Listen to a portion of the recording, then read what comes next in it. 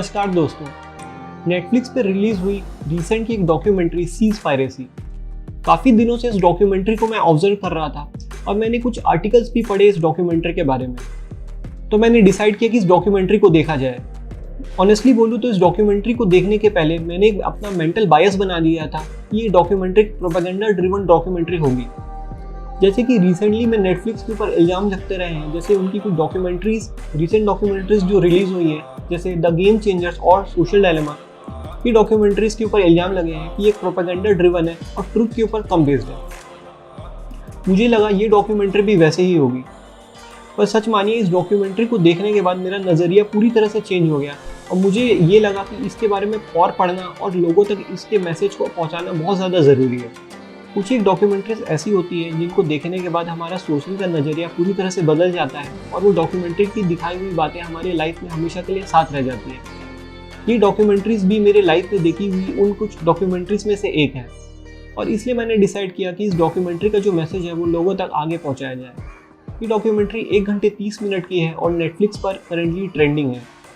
आप जाकर ज़रूर इसे चेकआउट करिए और अगर चेकआउट नहीं भी करते हैं तो कम से कम इस वीडियो को देखिए, क्योंकि इस वीडियो में डॉक्यूमेंट्री के जो इम्पोर्टेंट मुद्दे हैं मैं उनको आप तक पहुंचाऊंगा और हम उनका फैक्ट चेक भी करेंगे कि डॉक्यूमेंट्री में दिखाई हुई चीज़ें सच भी हैं कि नहीं। तो चलिए शुरू करते हैं।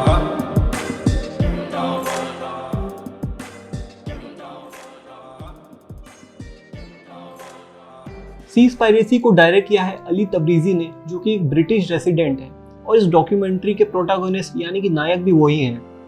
इस डॉक्यूमेंट्री के स्टार्ट में अली तबरीजी हमें बताते हैं कि कैसे बचपन से ही डॉल्फिन पार्क जाने का उनको बहुत शौक था और डॉल्फिन्स और वेल्स उनको काफ़ी अट्रैक्ट करती थी।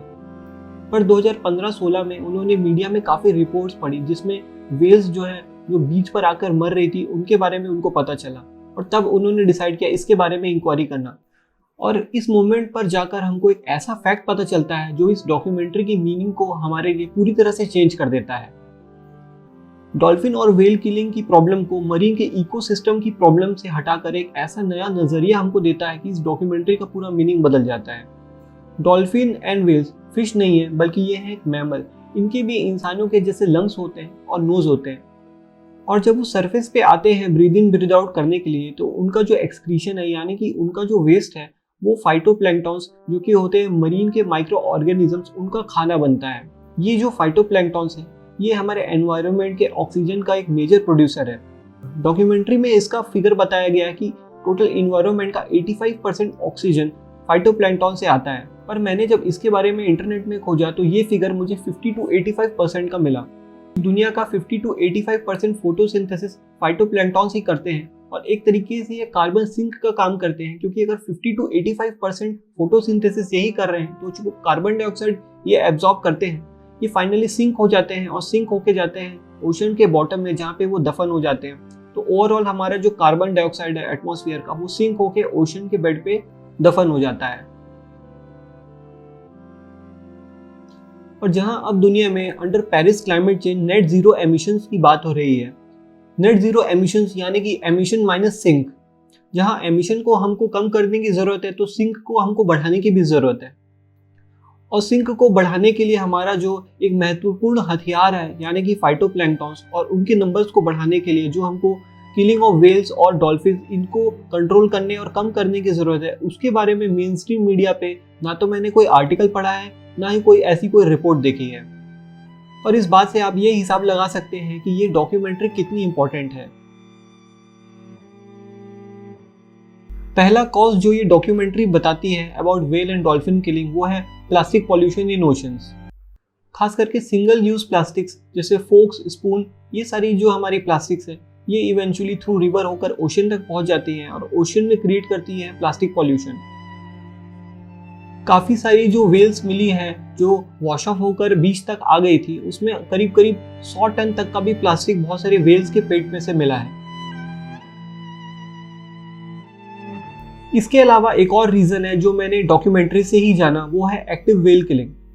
1986 ऑनवर्ड से IWC यानी कि इंटरनेशनल वेलिंग कमीशन, इसके सारे सदस्यों ने डिसाइड किया कि हम एक्टिव वेल किलिंग नहीं करेंगे। इसका रीज़न था declining number of wells in the world. पर 2019 से जापान ने अपने IWC के मेंबरशिप को विड्रॉ कर लिया है और उसके बाद एक तरीके से वापस वो एक्टिव व्हेल किलिंग करने लग रहे हैं।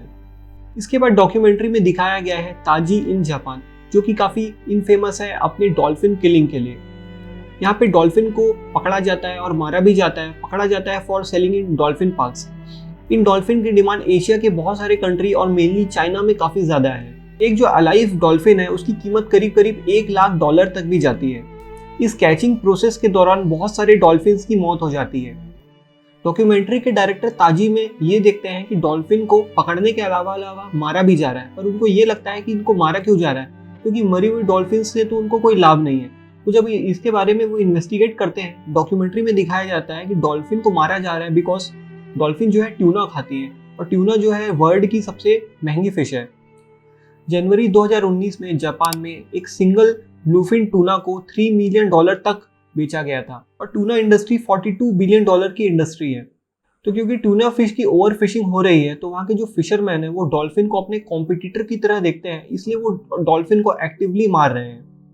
डायरेक्टर मित्सुबिशी के ऑफिस जाते हैं। मित्सुबिशी जो कि करीब करीब 40% मार्केट शेयर कैप्चर करती है ब्लूफिन टूना का, पर मित्सुबिशी के जो ऑफिसर्स हैं या कोई भी एग्जीक्यूटिव वो डायरेक्टर अली तब्रिजी को इंटरव्यू देने से मना कर देता है। और इसके बाद डॉक्यूमेंट्री हमें दिखाती है अबाउट शार्क किलिंग्स। शार्क को मारा जाता है उनके फिन्स के लिए, क्योंकि इन फिन से बनता है शार्क फिन सूप, जो कि एक तरीके का स्टेटस सिंबल है साउथ ईस्ट एशिया और स्पेशली चाइना में। अली तब्रिजी जाते हैं हांगकांग, जिसको कहा जाता है शार्क फिन सिटी, और इस डॉक्यूमेंट्री में आप देखेंगे कि काफ़ी उन्होंने एक वीडियोग्राफी करके दिखाया है कि वहाँ के शॉप्स में कैसे ओपनली इसकी खरीदी और बिक्री की जाती है। और शार्क्स भी जो है हमारे ओशन की जो इकोसिस्टम है उसको बनाए रखने के लिए काफ़ी इम्पोर्टेंट है। इसके अलावा डॉक्यूमेंट्री एक और इम्पोर्टेंट मुद्दा रेज करती है, जो कि ये बाकी हमने जो मुद्दे डिस्कस किए उससे कई गुना बड़ी प्रॉब्लम है, यानी बाई कैच की प्रॉब्लम। बाई कैच यानी कि अगर किसी फिश को इंटेंशनली फिशिंग किया जा रहा है तो उसके लिए जो नेट लगाया जाता है उसमें उस फिश के अलावा भी बाकी जो एनिमल्स हैं वो अगर आके फंस जाते हैं, और उस प्रोसेस में यानी कि उस फिश को पकड़ने के प्रोसेस में additional as a collateral damage additional जो फिश मर जाती है उसको हम कहते हैं बाई कैच। एग्जाम्पल के लिए अगर ताजी में हम देखते हैं तो अगर 1000 डॉल्फिन अगर मरती है तो डॉक्यूमेंट्री कहती है कि फ्रेंच कोस्ट में सिर्फ बाई कैच से 10,000 के ऊपर डॉल्फिन्स मरती हैं। तो बाई कैच जो है वो फार मोर प्रॉब्लमेटिक इशू है for dolphins and whale killings. Documentary में हमें आगे फिशिंग इंडस्ट्री का इफेक्ट इकोनॉमिक्स के ऊपर भी दिखाया गया है। इसमें बताया गया कि कैसे आजकल की जो फिशिंग है ये काफ़ी इंडस्ट्रियलाइज्ड और काफ़ी मैकेनाइज्ड है पहले के फिशिंग के कंपेयर में। इसमें एग्जांपल के लिए बताया गया है कि कैसे सोमालिया के जो पायरेट्स हैं वो पायरेट्स नहीं, ओरिजिनली वो फिशरमैन थे, पर 1991 में जब वहाँ पे सिविल वॉर आ जाता है उसके बाद में जो बड़ी बड़ी हमारी फिशिंग इंडस्ट्री है वो वहाँ के वाटर्स में इलीगली फिशिंग करने लगती है, और वहाँ की फिश का जो स्टॉक है वो कम हो जाता है। तो वहाँ के जो लोकल फिशरमैन है अल्टीमेटली उनको दूसरा रास्ता अपनाना पड़ता है, और अल्टीमेटली वहाँ से वो पायरेट बनना स्टार्ट हो गया। फिशिंग इंडस्ट्री का एक और साइड इफेक्ट ये डॉक्यूमेंट्री हमें बताती है, वो है फोर्स लेबर प्रॉब्लम। जैसे थाईलैंड का एग्जांपल इस डॉक्यूमेंट्री में हमको दिखाया गया है कि कैसे जो थाईलैंड की लोकल फिशिंग इंडस्ट्री है वो काफ़ी बार फोर्स लेबर का यूज़ करती है। लोगों को वहाँ के किडनैप कर लिया जाता है, और करीब 5-6 साल तक भी, जैसे इंटरव्यू इस डॉक्यूमेंट्री में दिखाया गया है, लोगों को रखा जाता है to catch fish in the सी।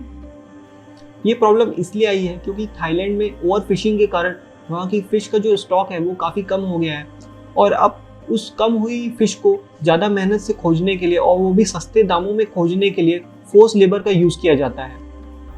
तो अभी तक हमने ये समझा है कि हमारे एनवायरनमेंट के जो बढ़ते हुए कंसर्न्स हैं, यानी कि CO2 के बढ़ते हुए जो एमिशंस हैं उसको कंट्रोल करने के लिए हमारे ओशंस और हमारे ओशन के इकोसिस्टम का हेल्दी रहना कितना ज़्यादा ज़रूरी है।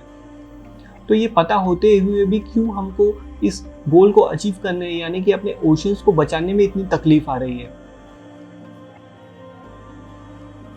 यहाँ पर इकोनॉमिक साइंस का एक टॉपिक आ जाता है जिसे हम कहते हैं ट्रेजेडी ऑफ कॉमन्स। कॉमन्स यानी कि एक ओपन रिसोर्स जो कि बिल्कुल किसी भी तरीके से रेगुलेटेड नहीं है और बहुत सारे इंडिविजुअल्स उसको हार्नेस कर रहे हैं। इस थ्योरी में ये बताया जाता है कि अगर सारे इंडिविजुअल अपने सेल्फ इंटरेस्ट को देखते हैं और कम्युनिटी के कॉमन स्टैंडर्ड्स को नहीं देखते हैं तो ओवर द टाइम ये जो सारे रिसोर्सेज हैं ये डिप्लीट हो जाएंगे और सारे के सारे इंडिविजुअल को नुकसान होगा और उस इंडिविजुअल खुद को भी नुकसान होगा। इस केस में ऑप्टिमम यूज हम उसे कहेंगे जिसमें ये ओपन रिसोर्स जो है ये अपने स्टेट को मेंटेन रख सके। ऐसे यूज को हम कहेंगे सस्टेनेबिलिटी। दुनिया की जो एनजीओस है और जो बड़ी बड़ी यूनाइटेड नेशन की ऑर्गेनाइजेशंस है, अगर आप उनका वेबसाइट जाकर पढ़ेंगे तो उसमें भी आपको ये टर्म यानी कि सस्टेनेबिलिटी हमेशा पढ़ने को मिलेगा। और इसी सस्टेनेबिलिटी कंसेप्ट का यूज कर ये डॉक्यूमेंट्री हमें दिखाती है कि कैसे काफ़ी सारी जो एनजीओस हैं जो लेबल प्रोवाइड करती हैं सस्टेनेबिलिटी का फिशिंग इंडस्ट्रीज को, वो कैसे अपना बिजनेस चला रही हैं।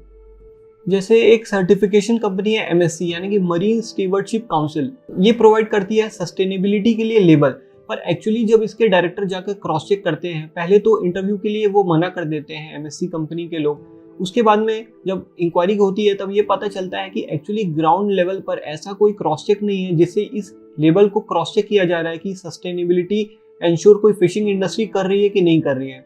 सिमिलरली इस डॉक्यूमेंट्री में दिखाया गया है कि अली तबरीजी कैसे डॉल्फिन सेफ ट्यूना का एक जो लेबल है जो ये एंश्योर करता है कि किसी भी ट्यूना को पकड़ने के लिए डॉल्फिन को किल नहीं किया गया है, उसको जब अली तबरीजी क्रॉस चेक करते हैं और जब एक्चुअल ग्राउंड में वो जाकर देखते हैं तो पता चलता है कि ट्यूना को पकड़ने के लिए डॉल्फिन बहुत बार ऐसा बाई कैच या इंटेंशनली भी किल की जा रही है, पर डॉल्फिन सेफ ट्यूना कंपनी का लेबल फिर भी उस पर्टिकुलर फिशिंग इंडस्ट्री को दिया जा रहा है। और इसके बारे में जब वो डॉल्फिन सेफ ट्यूना लेबल के जो एग्जीक्यूटिव्स है उनसे बात करते हैं तो वो ये बताते हैं कि इस चीज़ को इम्प्लीमेंट करना बहुत मुश्किल है। तो इससे एक तरीके से इस लेबल कंपनीज का और सस्टेनेबिलिटी के जो कंसेप्ट है उसको यूज करके अपना बिजनेस चमकाने वाली कंपनीज का एक तरह से इस डॉक्यूमेंट्री में एक्सपोज किया गया है, जो कि हमारे लिए जान लेना बहुत ज्यादा जरूरी है। तो इस डॉक्यूमेंट्री में अली तबरीजी बार बार इस सस्टेनेबिलिटी के कंसेप्ट को चैलेंज करते हैं और ये क्लेम करते हैं कि जो इकोसिस्टम है ओशन का, उसको कभी भी सस्टेनेबिलिटी का जो हम करेंटली अप्रोच अपना रहे हैं उससे तो कम से कम सॉल्व नहीं किया जा सकता, क्योंकि ये भी ट्रेजेडी ऑफ कॉमन्स का एक प्राइम एग्जांपल है और इसमें इंडिविजुअल इंटरेस्ट को रोका जाना बहुत मुश्किल है कॉमन इंटरेस्ट को सर्व करने के लिए। तो ये डॉक्यूमेंट्री हमें बार बार जो समझाना चाहती है वो ये है कि कैसे फिशिंग इंडस्ट्री की बहुत सारी प्रॉब्लम्स हैं और कैसे सस्टेनेबिलिटी के नाम पे अभी जो एक होक्स चल रहा है दुनिया में, उसे सस्टेनेबिलिटी तो नहीं हो रही है, हमारे ओशन की जो इकोलॉजी है और हमारे इन्वायरमेंट पे उसका काफ़ी बुरा असर पड़ रहा है। तो इसका रास्ता जो डॉक्यूमेंट्री हमें सजेस्ट करती है वो बेस है न्यू लिबरल के कंसेप्ट के ऊपर, जिसमें ये बताया जाता है कि अगर हम अपने डिमांड को ही कम कर दे तो उसके हिसाब से जो इंडस्ट्री है अपने आप चेंज हो जाएगी। और इसलिए ये डॉक्यूमेंट्री हमें अर्ज करती है कि हमको फिश को खाना कम्प्लीटली बंद कर देना चाहिए, ताकि इसके कारण इंडस्ट्री अपने आप को रीशेप करे और हमारे जो इन्वायरमेंट के ऊपर इसका खराब असर पड़ रहा है वो भी रिवर्स हो सके। और हमें ये भी बताया जाता है कि कैसे फिश खाने से हमारे बॉडी में जो टॉक्सिक मर्क्यूरी है, जो कि ह्यूमन बॉडी के लिए काफ़ी टॉक्सिक है और एक तरीके का इंडस्ट्रियल वेस्ट है पुराना, जो कि अब सेटल है ओशंस में, वो हमारी बॉडी को एंटर करता है। इसके अलावा और भी तरह के केमिकल्स जैसे PCB हमारी बॉडी को थ्रू फिश एंटर करते हैं। इन सारी समस्याओं से भी हम फिश अगर खाना बंद करते हैं तो इस सारे टॉक्सिक केमिकल से भी हम बच सकते हैं। और अगर फिश को खाना हम बंद कर देंगे तो क्योंकि मरीन इकोसिस्टम जो है काफ़ी फास्ट रिकवर करता है, तो इसका इफेक्ट भी हमको आने वाले टाइम में देखने को मिलेगा वर्ल्ड के इन्वायरमेंट में और मरीन इकोलॉजी में। और बहुत एक इम्पॉर्टेंट लाइन ये डॉक्यूमेंट्री हमें देती है, जो कि इस डॉक्यूमेंट्री की लाइन मुझे हमेशा के लिए याद हो गई, someone can not do everything but everyone can do something. और बस इसी लाइन के साथ इस वीडियो को मैं यहाँ पर एंड करता हूँ और आपसे अगेन रिक्वेस्ट करता हूँ कि इस डॉक्यूमेंट्री को जाकर नेटफ्लिक्स पे आप जरूर देखिए और मैसेज को आगे लोगों तक पहुँचाइए और इस वीडियो को भी लोगों तक आगे पहुँचाइए। अगर आपको ये वीडियो पसंद आई है तो consider like, share and subscribe this video. Also follow me on Facebook, Instagram and Twitter। Thanks for watching.